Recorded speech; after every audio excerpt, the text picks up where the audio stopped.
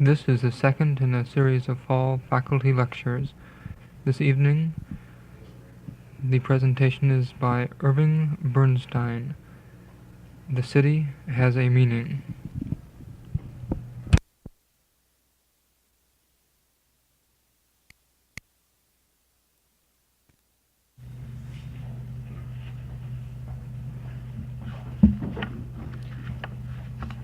I suspect that you are here this evening under something of a misapprehension that I want to remove right at the outset.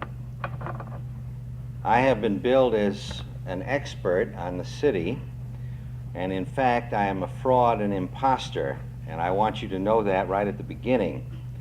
While I am a renowned authority on a number of matters, from child beating to overeating, I'm really no expert at all on urban affairs, and my qualifications to speak to the topic which has been assigned me this evening, which is the city has a reason, stem merely from the facts that I've lived in cities most of my life, with, I hope, my eyes and ears open, and that I've had some general education.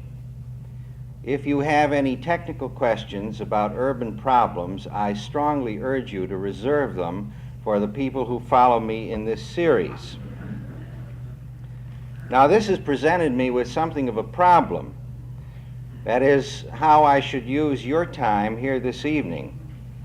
And my first inclination was to bring in my guitar and sing for you that great AEF song of the First World War, How You Gonna Keep 'Em Down on the Farm After They've Seen Paris.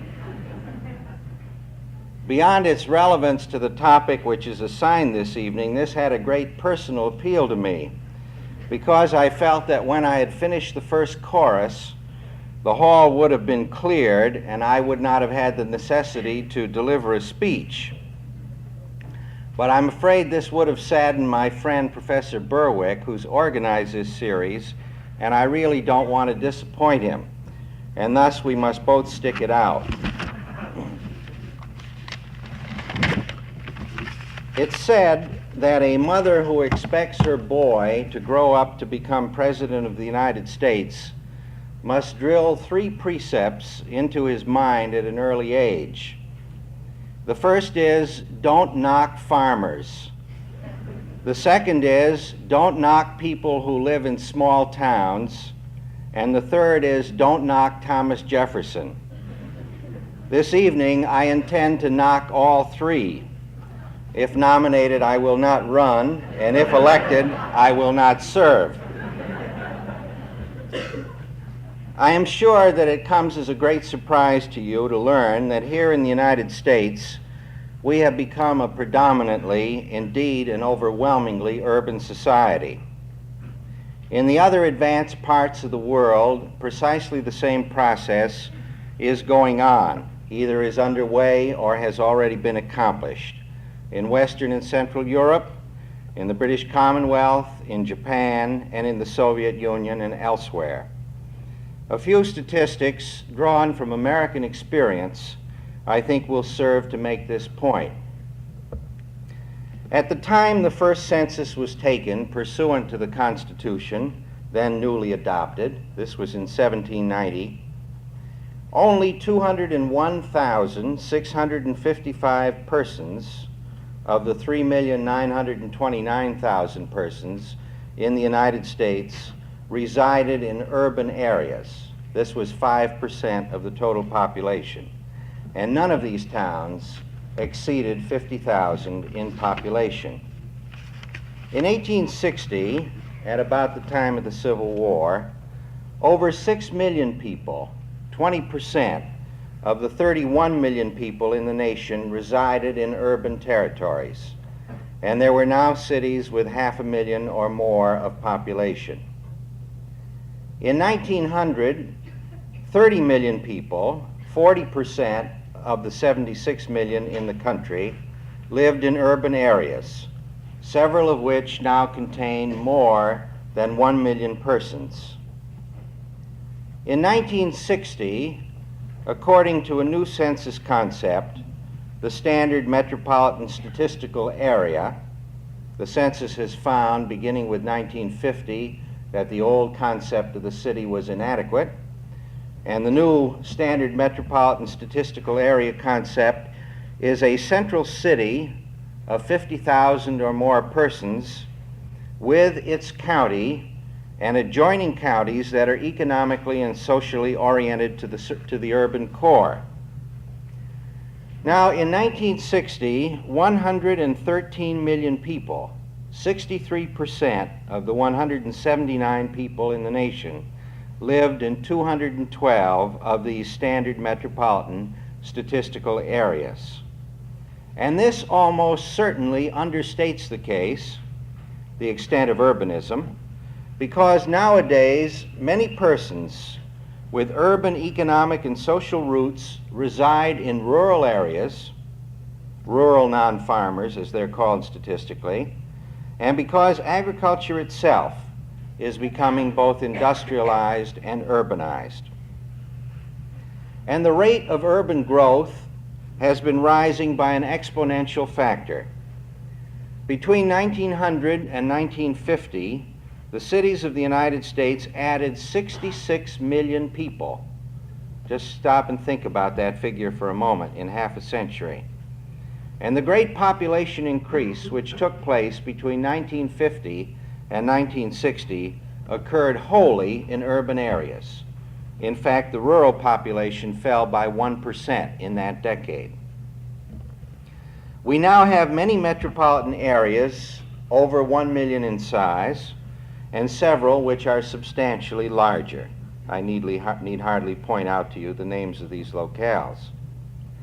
This means that concentration is intense. On the eastern seaboard in 1950, more than 30 million people were concentrated on only 10,000 square miles of land.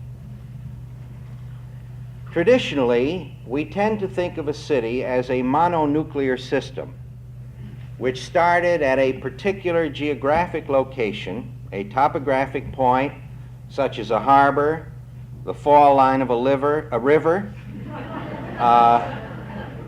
I think hepatitis is on my mind. Near the source of an important raw material, or a potential railroad center, or something of the sort. And this location became the nucleus of the community, which gradually expanded outward in a series of concentric circles and became a larger and larger city. Now, as the advanced sectors of the earth move into overwhelmingly urbanized societies, such as that in the United States, we see the emergence of polynuclear systems. This is evident in a number of countries.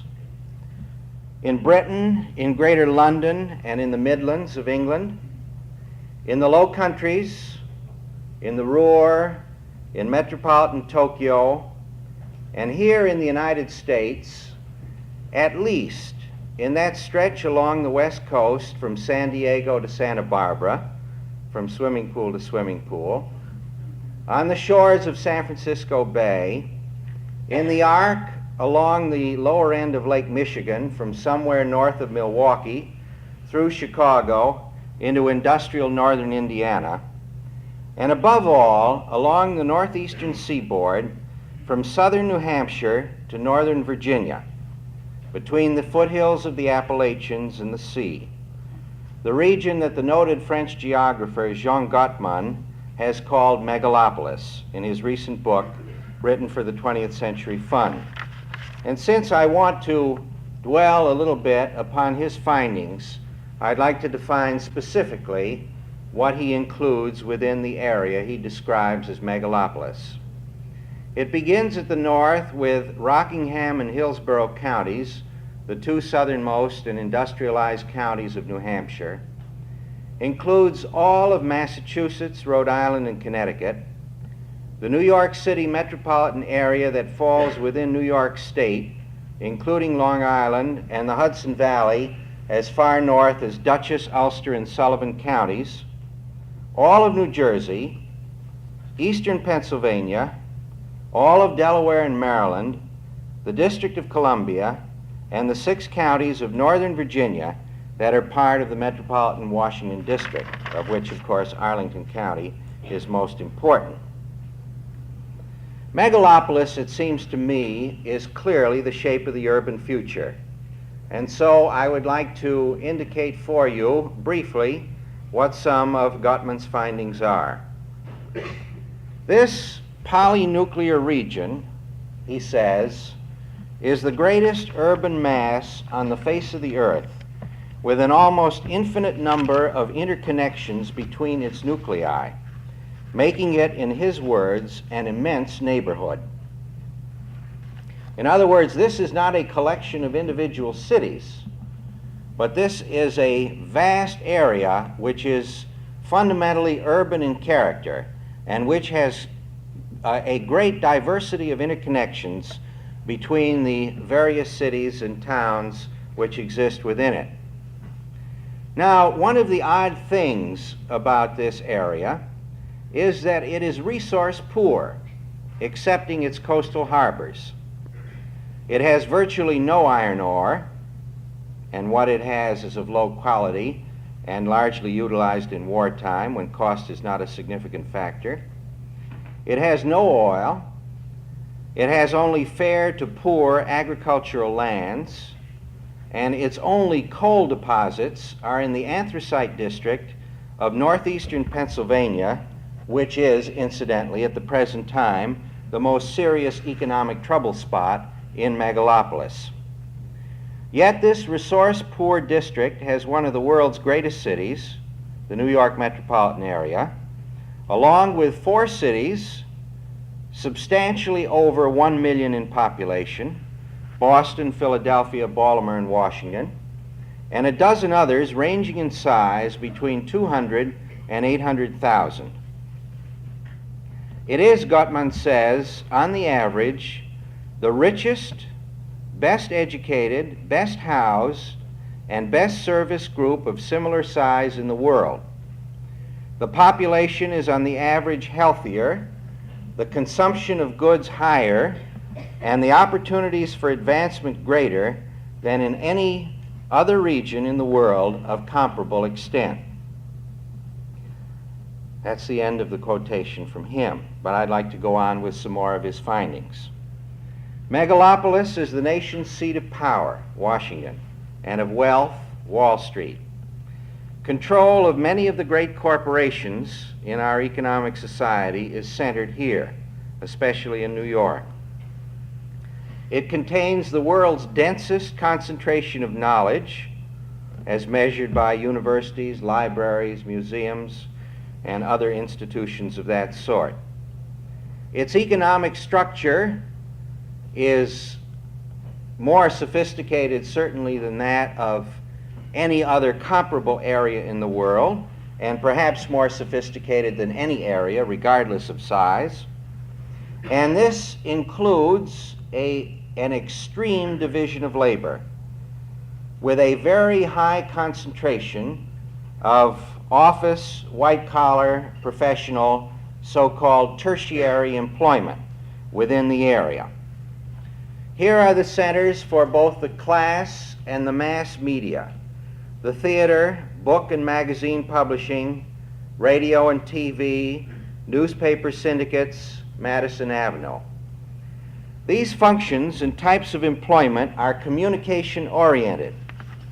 In 1959, New York City alone originated 18 million pieces of mail daily, and Washington leads the world in telephones per 100 of population, 71.4. I think in telephone usage I can suggest certain areas around here where teenage children operate, which may be somewhat higher than Washington. Yet even within Megalopolis, population is highly concentrated. As I indicated before, only 10,000 square miles are needed to house the more than 30 million people, and this is only 20% of the land mass of the area. Much the larger part of the land is either in farms or in woodland, and the latter, along with the deer population and the squirrel population, is expanding. This is a very curious paradox of urbanization within a polynuclear system.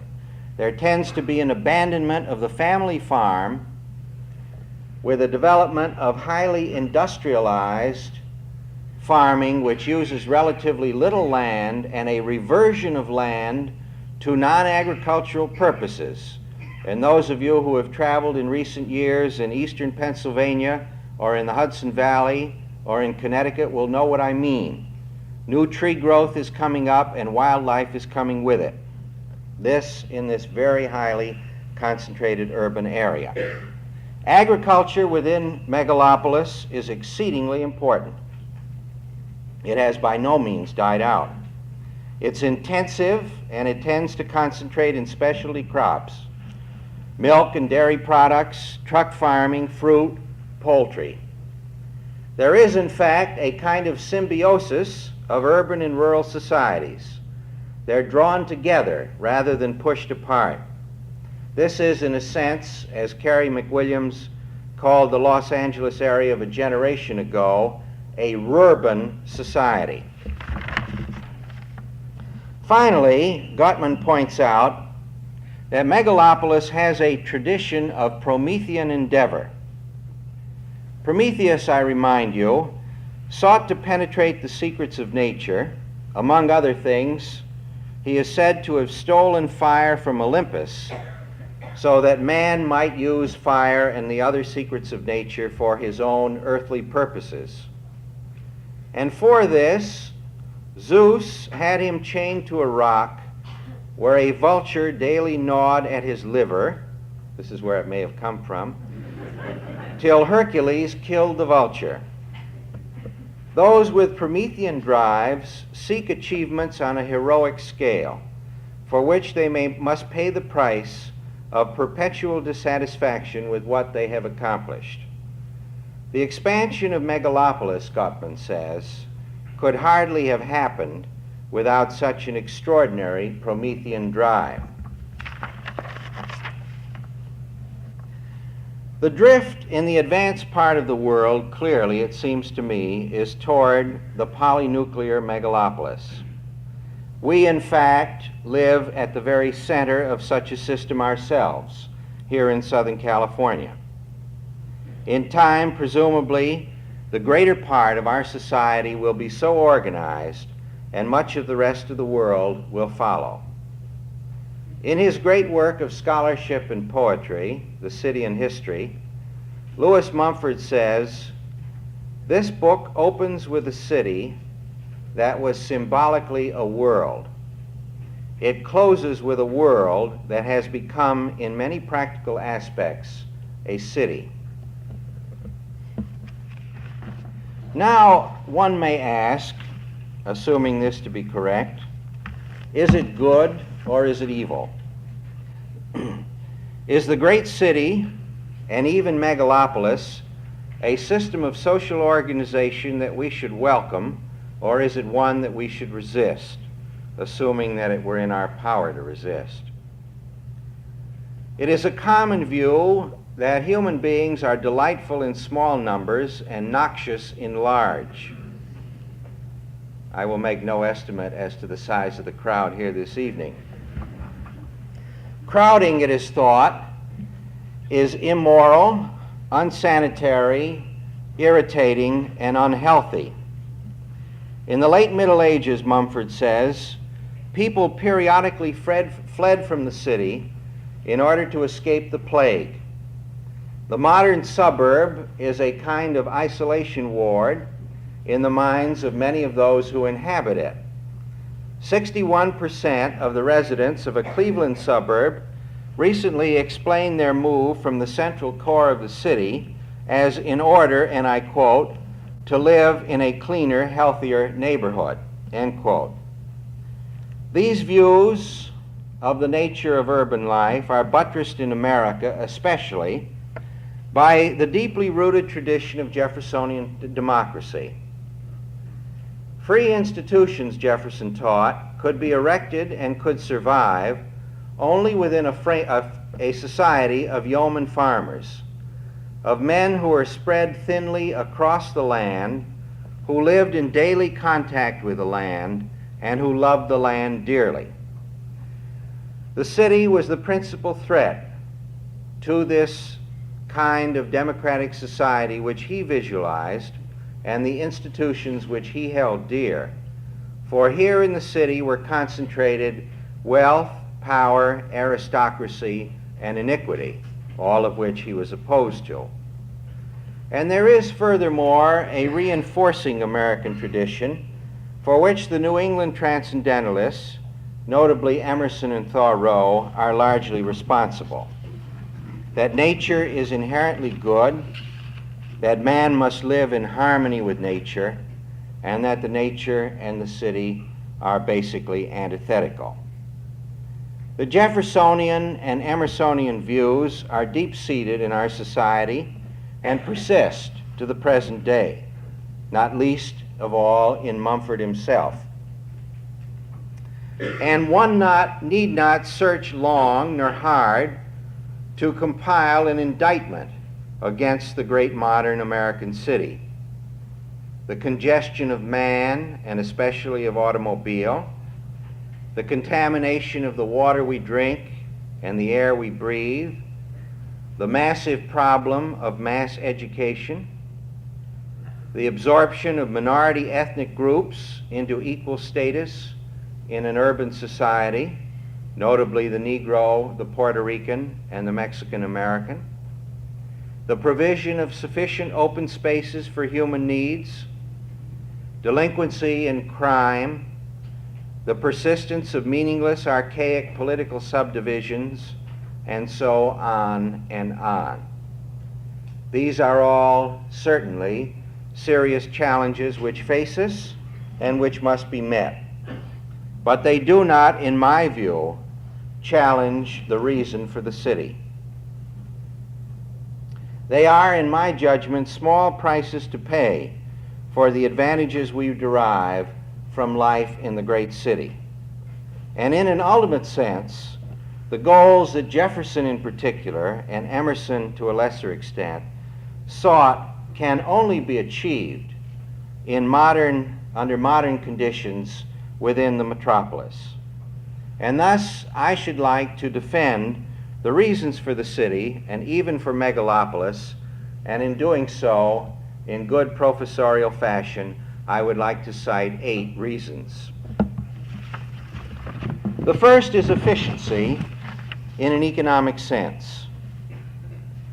As the noted demographer and former director of the census, Philip Hauser, recently remarked, in spite of its many physical and human problems, the large population agglomeration is the most efficient producer and consumer unit mankind has yet devised.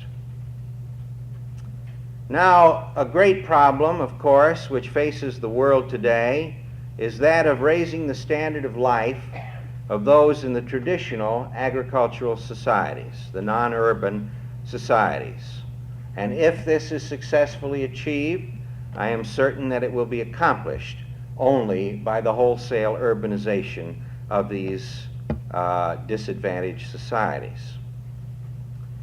The second reason for the city is its diversity and movement. I have often amused myself, Boswell wrote in 1791 in London, of how different a place London is to different people. The intellectual man is struck with it as comprehending the whole of human life in all its variety, the contemplation of which is inexhaustible. And this is really the point I'm trying to make here. People, I think, want variety because variety, to coin a phrase, is the spice of life. Homogeneity is for milk and not for man. Life is richest where it provides a multiplicity of choices, and that is found really in our society only in the big city. Economically, big cities, and this is a point which Jane Jacobs emphasizes, big cities spawn little business. Small manufacturing plants, small stores, small services. Great corporations like DuPont and IBM locate their plants in little tiny towns. This is a curious anomaly which I haven't seen explored in great detail, but it's something which ought to be investigated. The diversity is really in the big city in an economic sense. The people who move about most are those in the tertiary employment categories, the professionals, the white-collar and clerical people.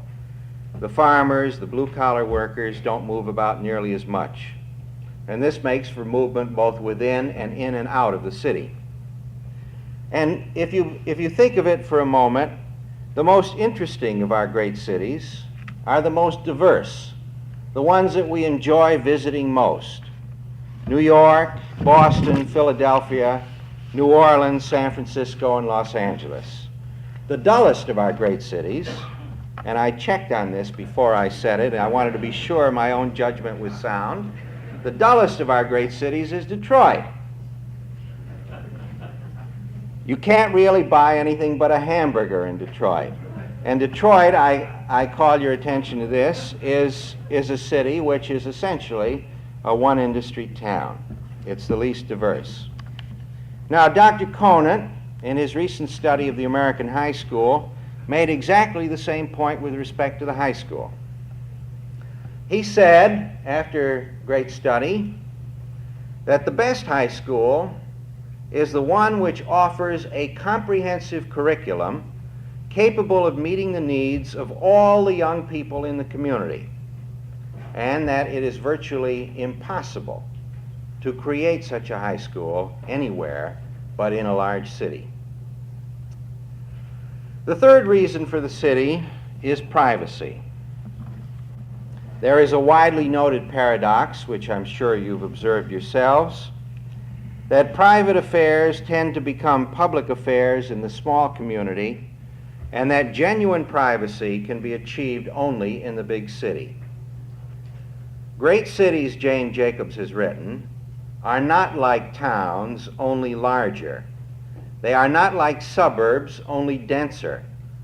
They differ from towns and suburbs in basic ways, and one of these is that cities are by definition full of strangers. For many of us, the anonymity of life in the big city is as valuable as Fort Knox. The fourth reason for the city is its mystery. The small town tends to be known and to be, therefore, unexciting. The big city is strange, and it excites the curiosity. Paul Tillich, the Harvard theologian, has recently written, "By its nature, the metropolis provides what otherwise could be given only by traveling, namely the strange. Since the strange leads to questions and undermines familiar tradition, it serves to elevate reason to ultimate significance." The fifth reason for the city is that here is where knowledge and culture are concentrated, heavily concentrated in our great cities. I have already cited Gutman on this for megalopolis. Most of our great universities, of course, are in major cities, and those that are not work under a disadvantage. Virtually all of our great libraries, our symphony orchestras, our distinguished newspapers are in big cities.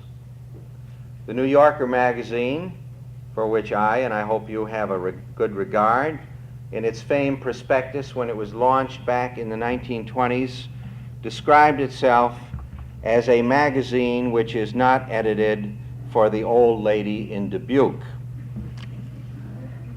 And that, I think, illustrates my point. The sixth reason for the city is that all of these things together that I've mentioned thus far create a kind of cosmopolitanism in the great city of which an essential ingredient is tolerance. Respect for differences comes mainly by living with diversity, and it is in the great city that diversity is most evident. Ethnic diversity, religious diversity, social diversity, cultural diversity of every conceivable sort. It is hardly surprising, in light of this analysis, that the Meredith case occurred in the state of Mississippi, a state with no large cities, and so almost inevitably with no tolerance. It did not arise in those areas of the South that are highly urbanized. In Georgia, with the Atlanta metropolitan area, in Louisiana, with cosmopolitan New Orleans, in Texas, with Houston and Dallas and so forth. And of course, it would have been unthinkable in any of the urban areas of the North. It could have occurred, I think, only in an essentially rural and small-town homogeneous society where diversity is not only not known, but resisted. The seventh reason, and again, all of these things together, I think, combine to produce it, is that the city, I think, is really the bastion of liberty and of democratic institutions. It worked out just the opposite from the way Jefferson hoped that it would. As Gutmann says, everywhere the more crowded people have become in cities, the more they have craved both security and freedom. Modern political life and its concepts of liberty, self-government, and democracy are the products of urban growth, the inheritance of cities in process of growth and development. Places such as Jerusalem, Athens, Rome, Bruges, Florence, Paris, London, to mention only those that have been most studied by historians. Eighth, and finally, the city, I think, is in a very real sense the frontier, the present-day frontier of American society. Until 1890, as Frederick Jackson Turner observed, the West, with its free lands, was the democratic cutting edge of American society. But when those lands closed near the end of the 19th century, that edge was dulled. And it has been replaced, as A.M. Schlesinger has pointed out, by the city. Here is the modern frontier, the frontier of the present and of the future. In economic life, in government, in science, in the arts. And it has a great advantage over the western frontier in that it does not close. There is no end to Promethean endeavor. I can think of no better way to terminate my remarks this evening than to read you the closing paragraph of Mumford's book. The final mission of the city, he says, is to further man's conscious participation in the cosmic and the historic process. Through its own complex and enduring structure, the city vastly augments man's ability to interpret these processes and take an active, formative part in them, so that every stage of the drama it stages shall have, to the highest degree possible, the illumination of consciousness, the stamp of purpose, the color of love. That magnification of all the dimensions of life through emotional communion, rational communication, technological mastery, and above all, dramatic representation has been the supreme office of the city in history. And it remains the chief reason for the city's continued existence. Thank you.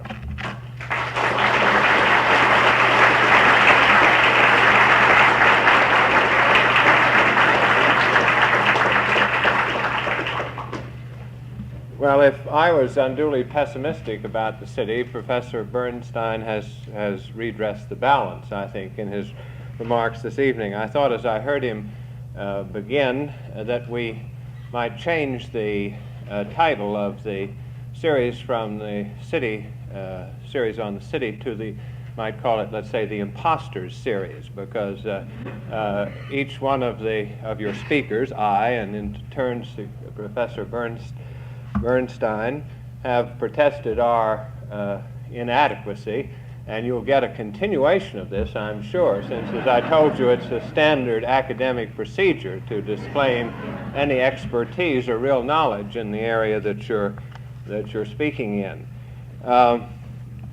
I think now we're ready to accept any questions from the floor that might be directed at our speaker. Yes, sir.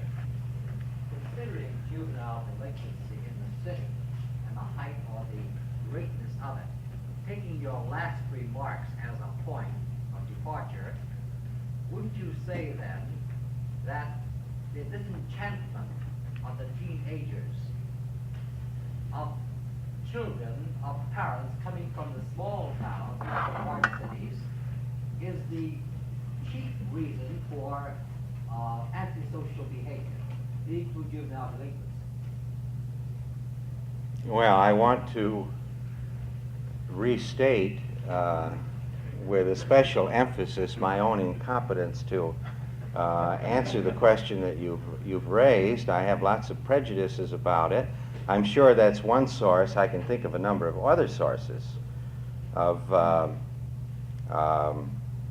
difficulties in ethnic amalgamation into the community, of economic problems, of slums and things of that sort. I'm sure that the adjustment from a rural to an urban society is the kind of adjustment that can lead in the many manifestations it might have to delinquency. But I don't think there is a necessary relationship between the city and delinquency. I don't think you need necessarily have delinquency in a city. And it tends to be more dramatic and to be more evident in a big city than it is in other areas. But I'm sure that delinquency exists outside the big city, and I'm sure that there are measures which could be adopted by society to deal with it and minimize it within the big city. Why don't you have your own question? All right. Any other questions? Just direct them directly to Professor Bernstein. I'm certain that because of your experience, you're aware of the types of people who have been involved in the past in planning and designing cities.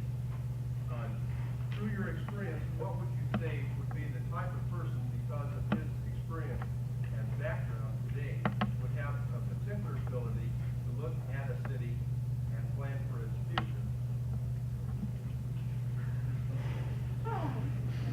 You seriously overestimate me. I'm sure there are all kinds of technical considerations that ought to go into the criteria of selecting a good planner. But I should also like to see a good city planner have some of the cultural and social interests that I tried to emphasize as being the attractive features of city life, so that he would have an understanding of the purpose of a library, or of a concert hall, or of a park, or whatever it might be, and the relationship of residential to other forms of development within the community. On the technical side, I would have no competence at all. Ms. Jacobs, incidentally, emphasizes this point of diversity very strongly within the city. She is opposed, for example, to developments like Lincoln Center. She thinks that the great attraction of Carnegie Hall, which was a freestanding concert hall by itself, and it didn't have the other things around it, such as will be the case with Philharmonic Hall in Lincoln Center, that Carnegie Hall developed a whole community on 57th Street or wherever it was in Manhattan, that you had music stores, you had restaurants, you had residential areas right around the hall where musicians gathered, and that if you move such an institution in with a great many others, you are going to kill this kind of community development within a particular neighborhood by concentrating too many functions in the same place, with the result that none of these things will happen. And I think there's a great deal in this. You should spread your important institutions all over the area. She's critical, for example, of the Civic Center in San Francisco, which she describes as a completely dead area. And on occasions when I've been there, that certainly has been my reaction. That within the block you should have mixed functions, stores and residential areas, and keep the life and the traffic of the neighborhood going continuously. And this is what adds to the interest and the safety of the community. Yes? Would you then say that Lincoln Center is a cultural ghetto?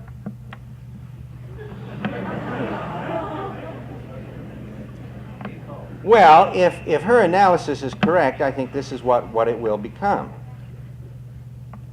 That is, its function will be exclusively culture. And this would be unfortunate. Where you develop a single purpose in an area, you run into trouble. Anybody who has ever tried to get out of Chavez Ravine after a well-attended ball game will know what I mean. Where you have a diversity of function, among other things, it tends to reduce the number of automobiles. I find that the only time I walk is when I visit a big city other than Los Angeles and live in a hotel downtown. Then I do a great deal of walking. I do no walking at all here. And I think the people in that city probably have exactly the same reaction. But the point is that I'm downtown. It makes no sense to have an automobile. And it's really fun to walk. And it's interesting because downtowns are interesting. They're diverse. You spoke of the city as being something of a citadel of democracy. Is it true that the city also requires greater and greater governmental action affecting the lives of people and, in a sense, possibly restricting their liberties?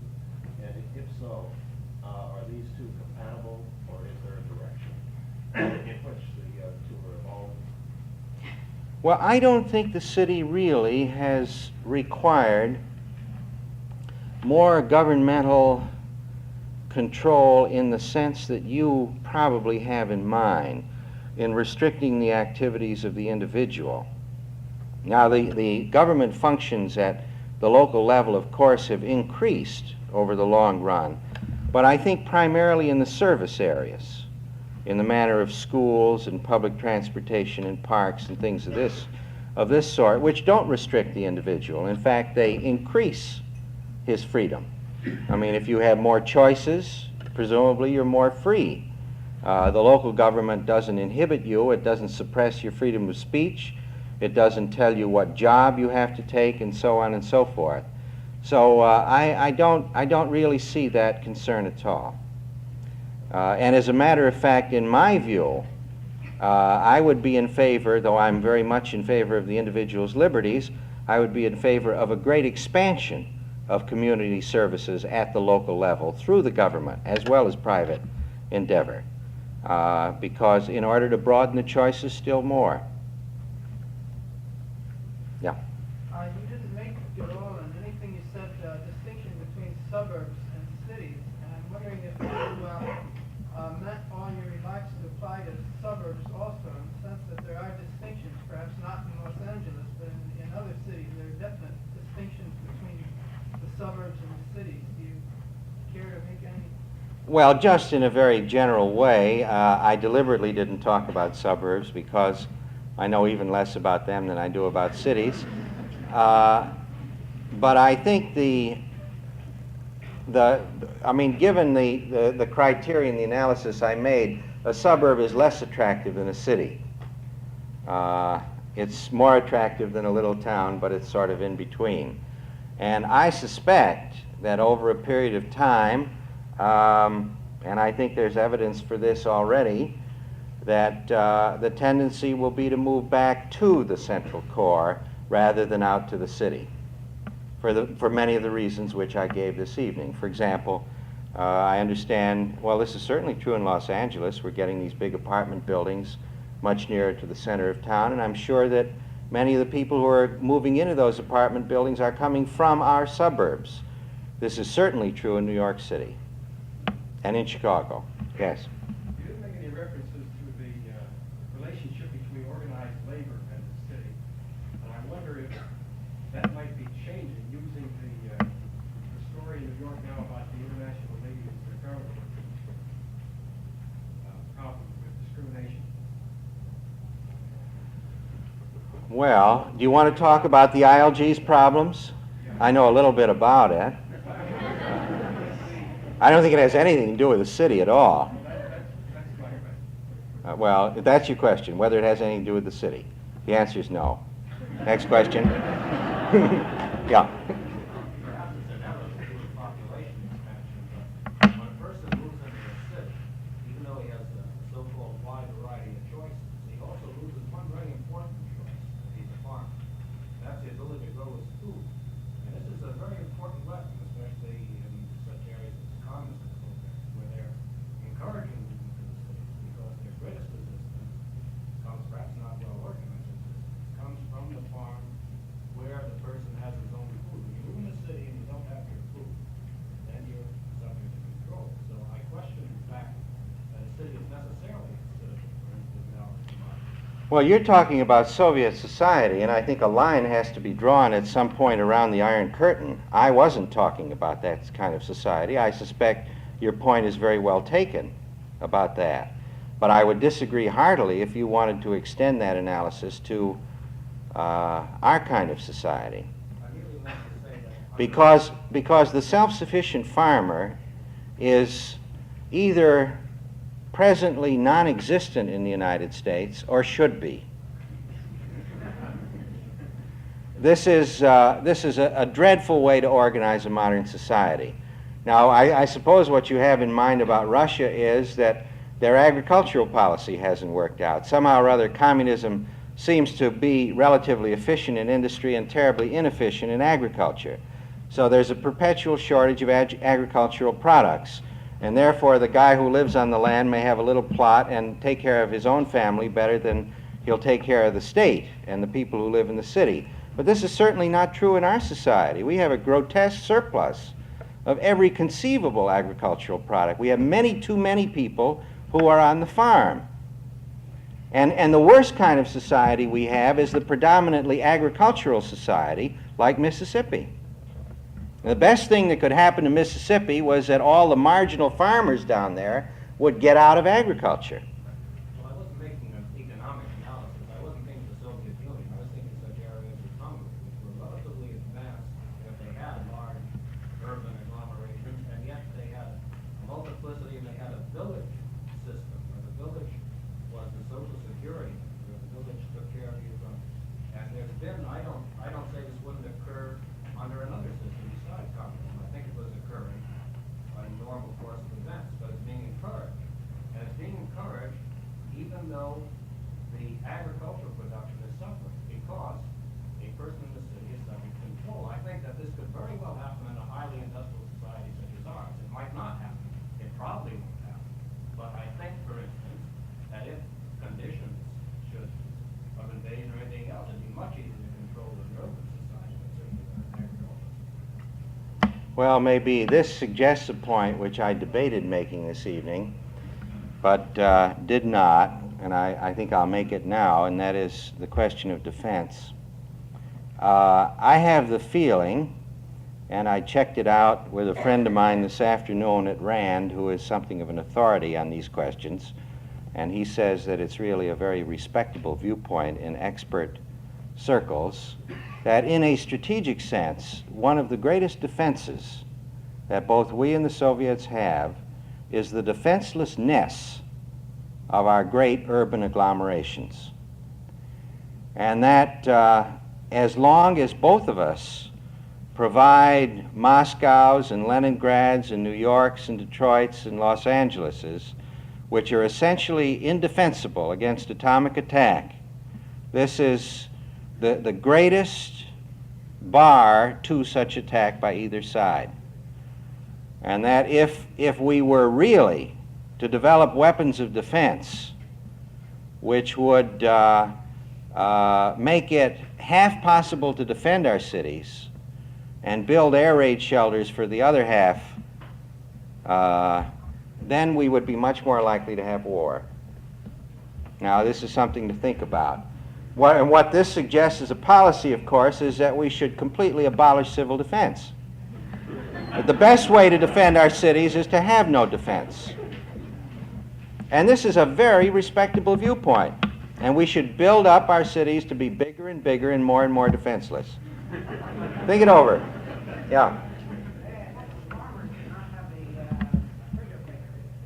How's that? You can complete that thought, but the concept of the attack not be handled by farmers. Not be handled by farmers. Yeah. Or Thomas Jefferson. Yeah. Yeah. Could you comment on any one of your 8 points which might contain within it some culture-destroying evil, such as culture? You had a point of culture in cities. Might that not be a coliseum of circuses or diversity? Be it a role? Oh, I think I see what you're getting at. Well, I think this is a matter of personal prejudice, really. In a great metropolis like Los Angeles, there are some of the things that you as an individual will like to do, and some things that you will be indifferent to, and some that you will dislike to do, and that will be true of all of us. And we may find enough of the things that we dislike doing in the community to have an overall negative reaction to it. But if it's big enough and diverse enough, it seems to me that there will be something in it for almost everybody. And this is the whole point. Now, you will have certain elements in it which, given your set of prejudices or mine, are culturally elevating, and some others which are culturally denigrating. And that's all right. There are all kinds of people. There are cultured people and there are uncultured people.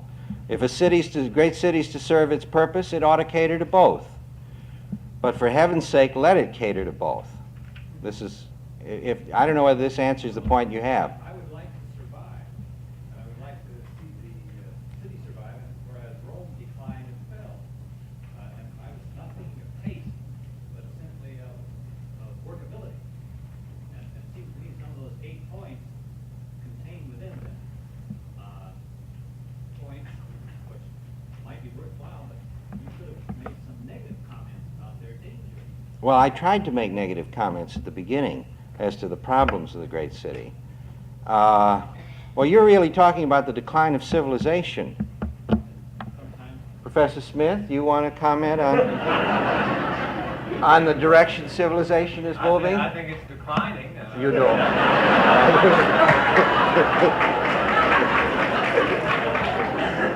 Next question.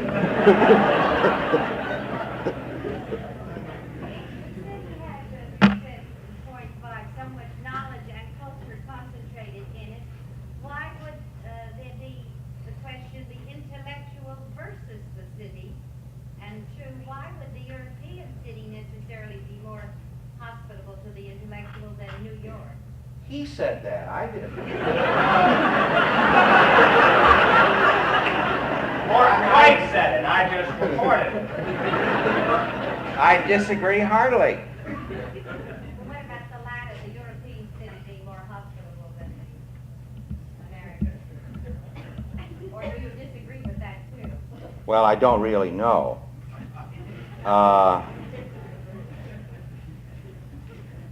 It could be, but I think the intellectual in our society would be far happier in a great metropolis than he would be elsewhere. And as a matter of fact, even if he lives in the country, as many writers and painters and so on do, their roots are really in the metropolis. They're not really farmers. They're not country dwellers. They're the rural non-farmers, as the census classifies them. There are a great many people, as I pointed out, who do precisely this. They happen to like nature. As a matter of fact, most of the people who like nature live in the city.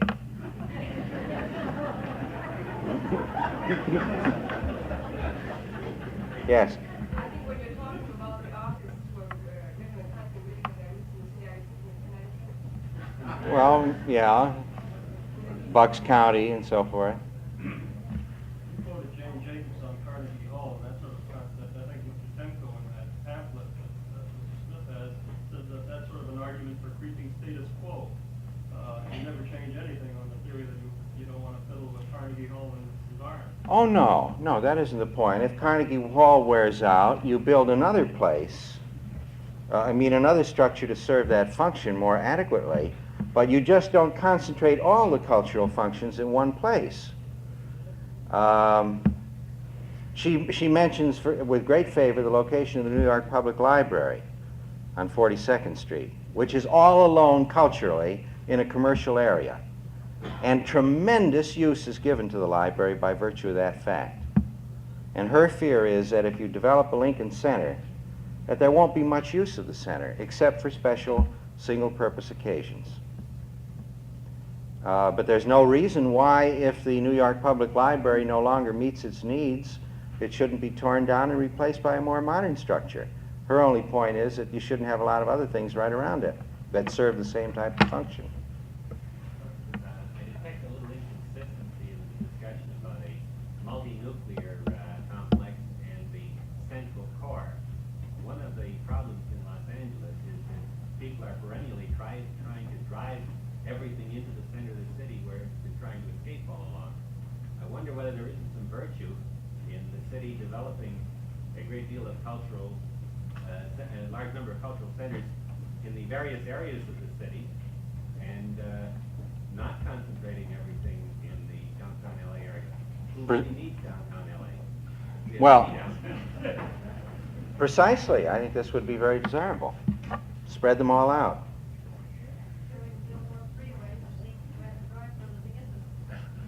Well, I think the traffic tends to work the other way. It's when you have a concentration of functions in one area that you get traffic congestion and driving over longer distances. It's when you spread them out that you find that the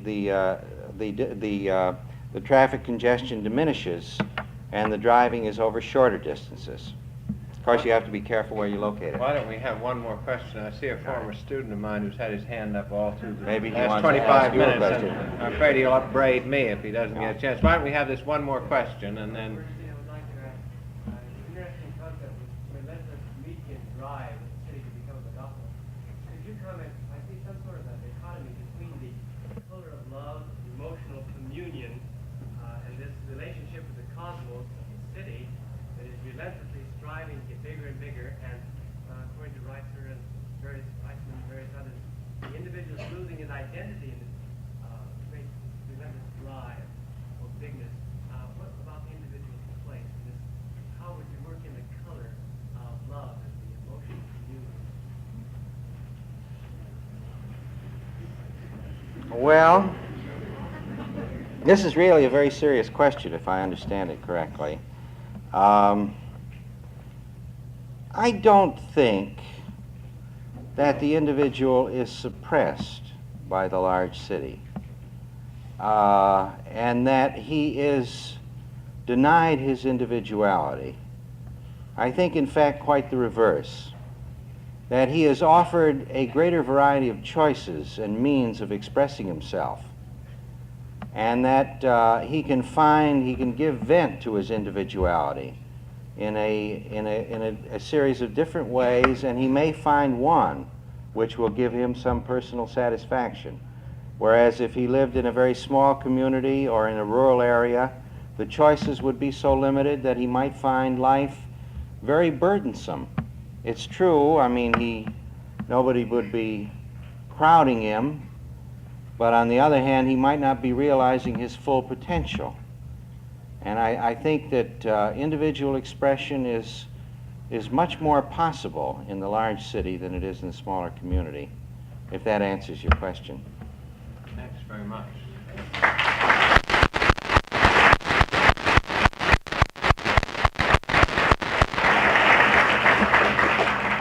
I I always, a Harvard professor, Oscar Hanlon, who's a classic city boy, took his family on a vacation to a vacation spot that's owned by Harvard and that's made available to Harvard professors, an island off the coast of Maine. And when he came back, I asked him how he liked it, and he had various complaints. The boat that came by the island only came once a week, and they ran out of martinis. And then he said, and the woods were so messy.